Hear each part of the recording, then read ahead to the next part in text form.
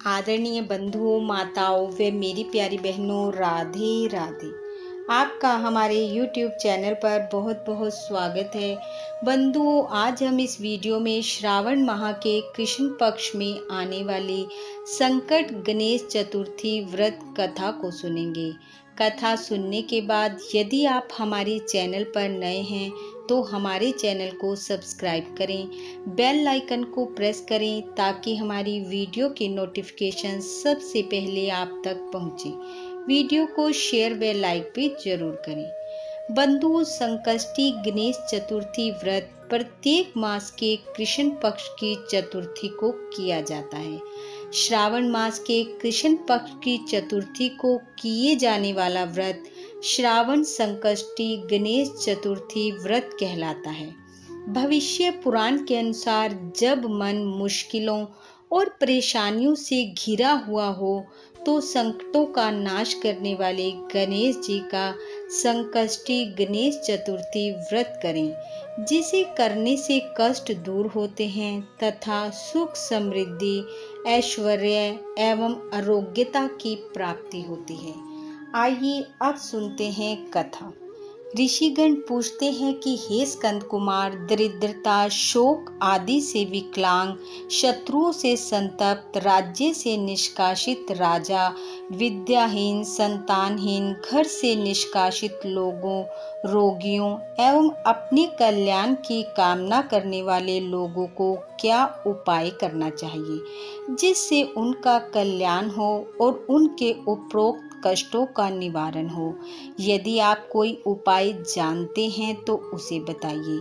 स्वामी कार्तिकेय जी ने कहा, हे ऋषियों, आपने जो प्रश्न किया है उसके लिए मैं आपको एक शुभदायक व्रत बतलाता हूँ, उसे सुनिए। इस व्रत के करने से पृथ्वी के समस्त प्राणी सभी संकटों से मुक्त हो जाते हैं। यह व्रत महापुण्यकारी एवं मनुष्यों को सभी कार्यों में सफलता देने वाला है।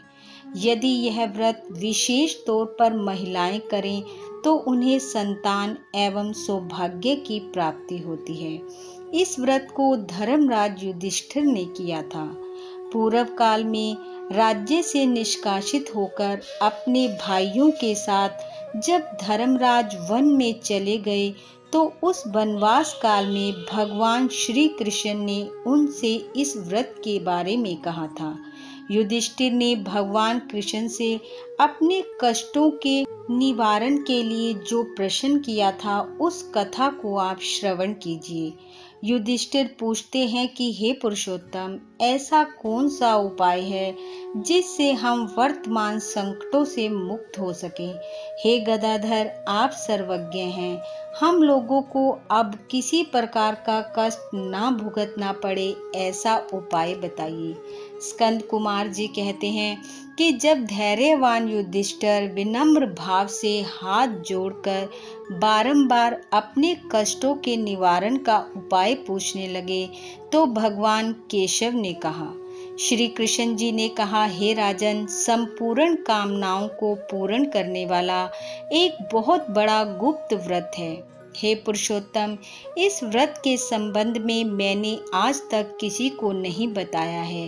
हे राजन, प्राचीन काल में सतयुग की बात है कि पर्वतराज हिमाचल की सुंदर कन्या पार्वती ने शंकर जी को पति रूप में प्राप्त करने के लिए गहन वन में जाकर कठोर तपस्या की, परंतु भगवान शिव प्रसन्न होकर प्रकट नहीं हुए। तब शैलतन्य पार्वती जी ने अनादिकाल से विद्यमान गणेश जी का स्मरण किया।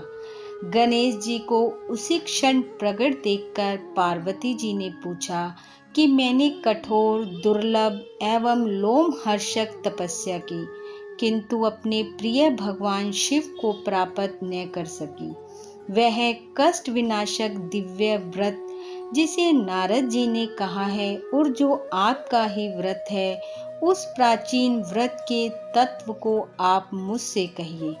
पार्वती जी की बात सुनकर तत्कालीन सिद्धिदाता गणेश जी उस कष्टनाशक शुभदायक व्रत का प्रेम से वर्णन करने लगे। गणेश जी ने कहा, हे अचल सुते, अत्यंत पुण्यकारी एवं समस्त कष्टनाशक व्रत को कीजिए। इसके करने से आपकी सभी आकांक्षाएं पूर्ण होंगी और जो व्यक्ति इस व्रत को करेंगे उन्हें भी सफलता मिलेगी।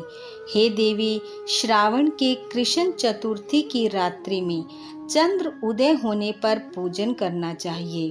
उस दिन प्रातः सभी कार्यों से निपटकर मन में संकल्प करें कि जब तक चंद्र उदय नहीं होगा मैं निराहार रहूंगी। पहले गणेश पूजन करके तभी भोजन ग्रहण करूंगी। मन में ऐसा निश्चय करना चाहिए। उसके बाद सफेद तिल के जल से स्नान करें। अपना नित्य कर्म करने के बाद हे सुंदर व्रत वाली मेरा पूजन करें। यदि सामर्थ्य हो तो प्रति मास स्वर्ण की मूर्ति का पूजन करें। अभाव में चांदी, अष्ट धातु अथवा मिट्टी की मूर्ति की पूजा करें। अपनी शक्ति के अनुसार सोने, चांदी, तांबे अथवा मिट्टी के कलश में जल भरकर उस पर गणेश जी की प्रतिमा स्थापित करें। तत्पश्चात षोडोपचार विधि से भक्ति पूर्वक पूजन करें। षोडोपचार रीति से पूजन करके नाना प्रकार के भक्ष्य पदार्थों को बनाकर भगवान को भोग लगावें। हे देवी, शुद्ध देसी घी में 15 लड्डू बनावें। सर्वप्रथम भगवान को लड्डू अर्पित करके उसमें से 5 ब्राह्मणों को दे दें। अपनी सामर्थ्य के अनुसार दक्षिणा देकर चंद्र उदय होने पर भक्ति भाव से अर्घ देवें। तदंतर 5 लड्डू का स्वयं भोजन करें। हे देवी, ऐसा बोलें, तुम सब तिथियों में सर्वोत्तम हो, गणेश जी की परम प्रियतमा हो। हे चतुर्थी, हमारे द्वारा दिए अर्घ को ग्रहण करो, तुम्हें प्रणाम है। फिर चंद्रमा को अर्घ प्रदान करें और इस प्रकार कहें, क्षीर सागर से उत्पन्न हे लक्ष्मी के भाई, हे निशाकार, रोहिणी सहित हे शशि, मेरे दिए हुए अर्घ को ग्रहण कीजिए। गणेश जी को इस प्रकार प्रणाम करें, हे लंबोदर, आप संपूर्ण इच्छाओं को पूर्ण करने वाले हैं, आपको प्रणाम है। हे समस्त विघ्नों के नाशक, आप मेरी अभिलाषाओं को पूर्ण करें। तत्पश्चात ब्राह्मण की प्रार्थना करें। हे द्विजराज, आपको नमस्कार है, आप साक्षात देव स्वरूप हैं। गणेश जी की प्रसन्नता के लिए हम आपको लड्डू समर्पित कर रहे हैं। आप हम दोनों का उद्धार करने के लिए दक्षिणा सहित इन 5 लड्डुओं को स्वीकार करें।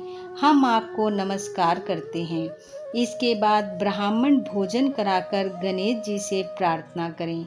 यदि इन सब कार्यों के करने की शक्ति न हो तो अपने भाई बंधुओं के साथ दही एवं पूजन में निवेदित पदार्थ का भोजन करें। प्रार्थना करके प्रतिमा का विसर्जन करें और अपने गुरु को अन्न, वस्त्र आदि एवं दक्षिणा के साथ मूर्ति दे देवें। इस प्रकार से विसर्जन करें। हे देवों में श्रेष्ठ गणेश जी, आप अपने स्थान को प्रस्थान कीजिए एवं व्रत पूजा के फल को दीजिए। हे सुमुखी, इस प्रकार जीवन भर गणेश चतुर्थी का व्रत करना चाहिए। यदि जन्म भर न कर सके तो 21 वर्ष तक करें। यदि इतना करना भी संभव न हो तो 1 वर्ष तक 12 महीनों के व्रत को करें। यदि इतना भी न कर सकें तो वर्ष के 1 मास को अवश्य ही व्रत करें और श्रावण चतुर्थी को व्रत का उद्यापन करें। इस प्रकार व्रत करने से मैं प्रसन्न होता हूँ, इसमें तनिक भी संदेह नहीं है। जो लोग मेरी पूजा भक्ति भाव से करते हैं उनकी अभिलाषा मैं पूर्ण कर देता हूँ। श्री कृष्ण जी कहते हैं कि हे युधिष्ठिर, प्राचीन काल में स्वयं गणेश जी ने पार्वती जी से कहा था और पार्वती जी ने उसी भांति आराधना की थी जिससे उन्हें सफलता प्राप्त हुई। इसी व्रत के करने से पतिव्रता पार्वती का विवाह शिव से हुआ, जिनके साथ आज तक पार्वती जी गणेश जी की कृपा से विहार किया करती हैं। अतः हे महाराज युधिष्ठिर, आप भी इस संकट नाशन व्रत को करें। यह संकटा नाम की चतुर्थी बड़ी शुभकारी है। स्कंद कुमार जी कहते हैं कि श्री कृष्ण के मुख से इस प्रकार संकट नाशन चतुर्थी व्रत सुनकर हे महर्षि, पूर्व काल में राज्य प्राप्ति की कामना से युधिष्ठिर ने इस व्रत को किया। इस व्रत के प्रभाव से उन्होंने संपूर्ण शत्रुओं का विनाश करके राज्य प्राप्त किया। इस व्रत के करने से चारों पदार्थ सुलभ होते हैं, मनुष्य की आकांक्षाएं पूर्ण होती हैं। मनुष्य पर किसी प्रकार का संकट आने पर इस व्रत को करने से संकट मुक्त हो जाते हैं। सीता जी के अन्वेषण में पवन कुमार हनुमान जी ने इस व्रत को किया था। पूर्व काल में राजा बलि से संकट ग्रस्त होने पर रावण ने भी इस व्रत को किया था। गौतम पत्नी अहिल्या ने पति द्वारा शापग्रस्त होकर पति वियोग के कारण इस व्रत को किया था। इस व्रत के करने से विद्यार्थी को विद्या तथा धन की इच्छा वाले को धन की प्राप्ति होती है। संतान की इच्छा करने वाले को संतान प्राप्ति, रोगग्रस्त को व्याधि मुक्ति मिलती है तथा गणेश जी की कृपा से मनुष्यों के सब पाप नष्ट हो जाते हैं। बोलिए गणेश भगवान की जय। गणेश जी की कृपा आप व आपके परिवार पर सदैव बनी रहे। इन्हीं शुभकामनाओं के साथ आप सबका बहुत बहुत धन्यवाद। राधे राधे।